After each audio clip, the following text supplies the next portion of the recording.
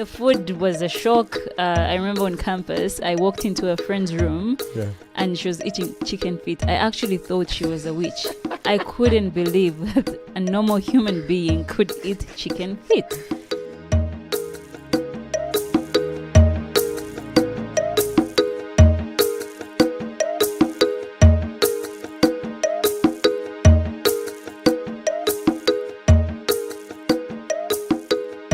Gospel Coalition Africa podcast. My name is Black Newborn, and I'll be your host again for a very good and interesting conversation, something that I'm very passionate about.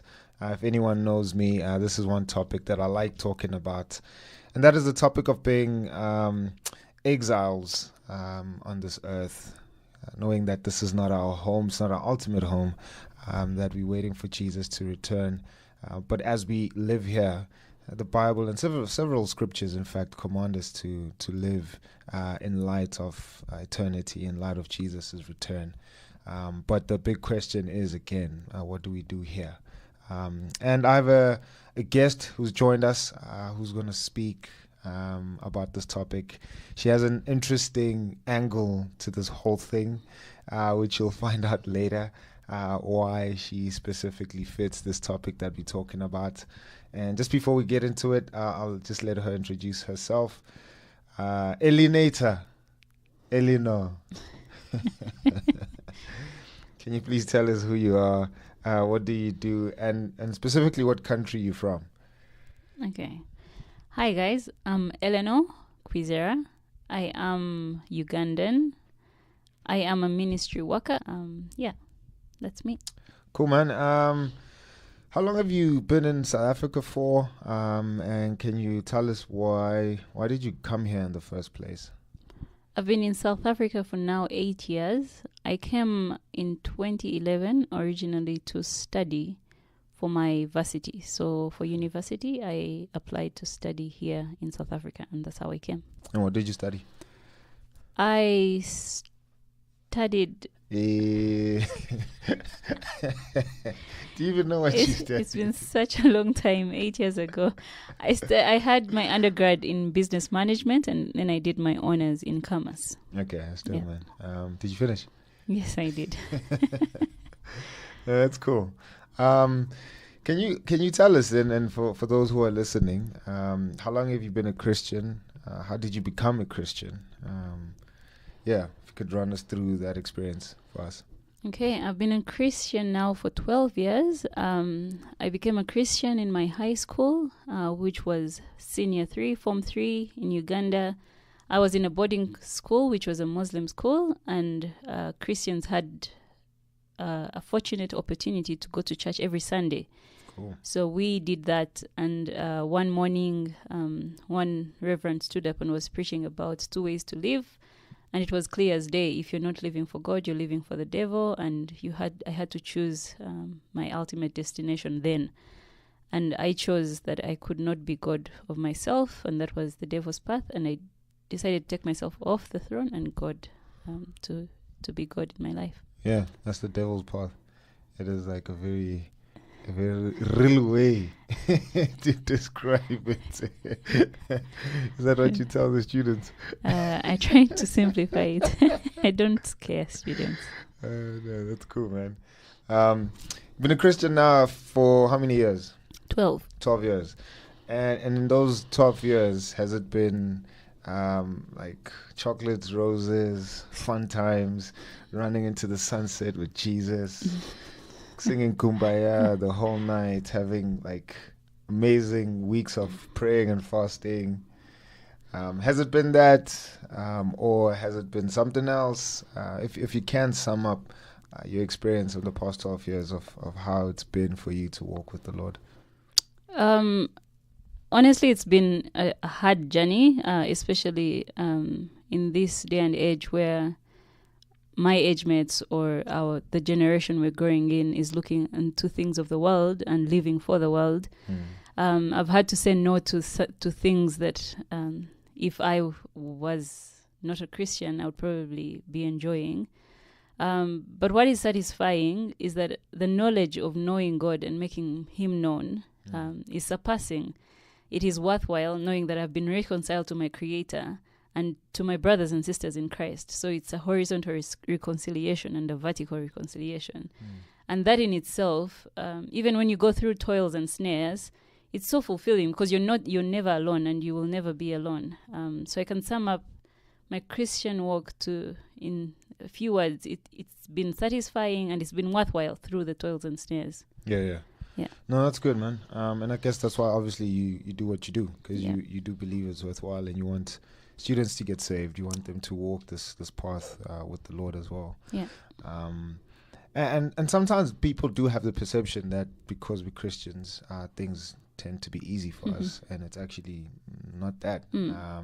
It is tough, and I think another or primary thing is that it's because we're called to live differently from how the world lives. But it is a challenging thing because you're in the world. Yeah, you know what I mean. So you dress like the world, you go to the same coffee shop, you do everything that everybody else who's not a Christian does, but within that you're called to live holy, you're called to live a life that is distinctly a form of worship unto the Lord. In fact, in First Peter, Peter writes to Christians just across the known world at that time. I mean, if you read First Peter, the first chapter, there's a lot of places that are listed there of where these Christians are.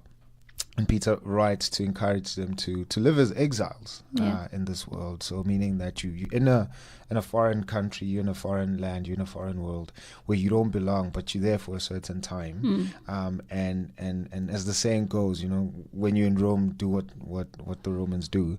And Peter's saying, nah, in fact, do what the Lord does, do what God has called you to do. So don't do what the culture does. And you've practically tasted that in some literal way, being from Uganda and you in South Africa for eight years now. Yeah. So for 4 years of your life, or 4 years of your Christian life, you lived back home, and 8 years of your Christian life, you were in exile. Like you were exiled double time. Can you share some experiences with us, just from being from Uganda, coming to South Africa, living here for 8 years? What are some things where you're like, okay, cool, we don't do that back home? You know what I mean? Or you're in a situation and you're like, how did I end up here? Like, if my mother would see me now, like, either they'd be disappointed, shocked, or it's just not what somebody from Uganda or the culture that you grew up in is supposed to do. Some things, funny stories, interesting stories, scary ones, if you want to share. There's so much. So much that shocked me culturally. But one thing I can surely say is that it's very different environmentally, and just how you almost get a pod from growing from one environment and place it in a different one. And either it has to survive or die. So it's almost like that. The food was a shock. I remember on campus, I walked into a friend's room and she was eating chicken feet. I actually thought she was a witch. I couldn't believe that a normal human being could eat chicken feet. I screamed my way back to my room, and she followed me, and she's like, what's wrong? I'm like, what are you doing? Throw those things away. You guys don't eat chicken feet in Uganda? No, you throw those things away. No, shame, poor chicken. That's the only part you leave of it, and you guys still eat it. You must respect the chicken and eat everything. No, just don't do it.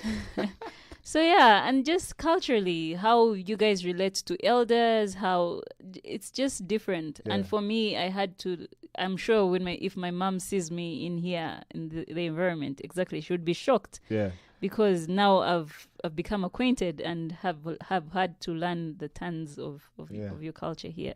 So when you go home, do you like get back into, do you wear like a Ugandan hat?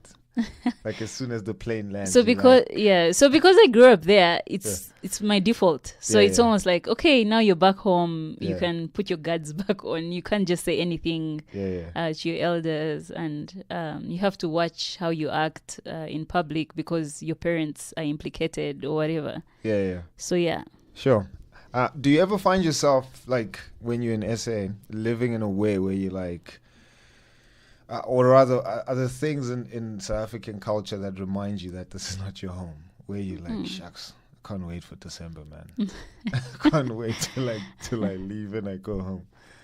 All the time. There is no day that passes, there is no dawn that falls that I do not think about home. Yeah. So I think for me it's because I was raised there and I grew up there, and I know what it feels like to be Ugandan. And I miss the people, I miss the environment, I miss my family. And mind you, that's just because it's home. Yeah. But remember, it's also broken and fallen. So I also get to think, am I being godly by thinking that's my actual home? Sure. So it's one thing I think about every day, that this is not my home. Yeah. Do you think of heaven better when you're in South Africa or Uganda? In South Africa. Definitely in South Africa. Definitely in South Africa. Jesus, come take me now. Yeah, Jesus, just come back. So it gives me a better perspective of, if I think of Uganda the way I think of it, how much more should I think of heaven? And the reality that it has no pain, no sorrow, and it's a place where God has prepared for all his beloved children to go. And that is home. That's a final destination, and this isn't. Yeah. Sure. And so, similar thing Peter says, live as exiles while you still this side of eternity, while you still this side of heaven.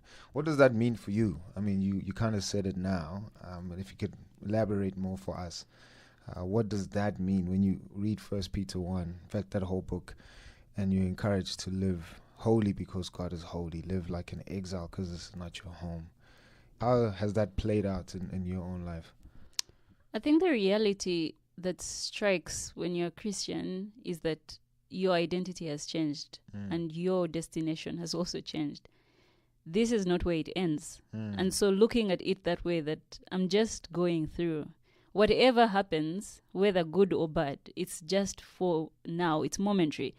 And looking forward and living in light of eternity and saying, I'm going to my King. I'm going home where I belong, a place where there's no sorrow, no pain, a place where my King is, and knowing that we'll be there forever around his throne, singing praises to him. That just brings fulfillment and joy and satisfaction, even in the now, knowing that we haven't got the full test of heaven and until he comes back. So it helps me live facing the reality that God is coming back. If he said he'll die and he rose after 3 days, and he said he's coming back, he is going to come back. Yes. Sure. And just lastly then, for your fellow brothers and sisters, who do you call your brother and sister, Eleanor, in fact? Anyone but you. So everyone who has believed in Jesus and confessed that he is Lord is my brother and sister. So even when they're in Nigeria or Kenya, wherever they are. Yeah. On that point, what would you say to Christians across the continent of Africa, who we know other countries in Africa economically tougher than others. That's the narrative that the world also paints of Africa, and in one sense we know that things can get rough, and when we think of when Jesus comes back and actually just takes us, and just the hope that you've elaborated on and spoken about, what would you say to Christians in Kenya, Christians in Nigeria, Christians in Uganda, in South Africa, in Zimbabwe, who feel like, yeah, man, like there's nothing after this, right? This is it. Or how long, Lord? When, like the psalmist says, how long? What encouragement would you give them? There's one wise woman who once said, sorry, I've forgotten her name, but she said that we should all, as Christians, live on tippy toes in light of eternity, just like Paul did. So through Paul's letters, and I'm sure through Peter's letter, he's saying it doesn't end here. So be on your tippy toes, looking ahead, everything you're doing, look ahead and see Christ come back and take you home. So whatever you're doing, whether you're in corporate, whether you're in ministry, whatever you're going through, it's just for now. So be encouraged that Christ is coming back to take us home, and we will be there forever. He is going to come, and we'll see him face to face. And the reality is that your story and your destination doesn't end here. And he has placed you wherever he has for a reason and for a season. So whatever you're doing, do it knowing that God is coming back again. In the joy of making him known, in wherever he has placed you, just know that there's the day that is coming. We don't know when it is, but it is coming, and he's going to take us back home to where we belong. Cool, man. Thank you so much for that. Really appreciate it. And hopefully, we'll see you in heaven.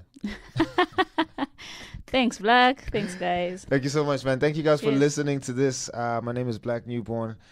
Please do check us out on our social media, on Facebook, on Instagram. Go on our website as well. Listen to previous episodes of this podcast.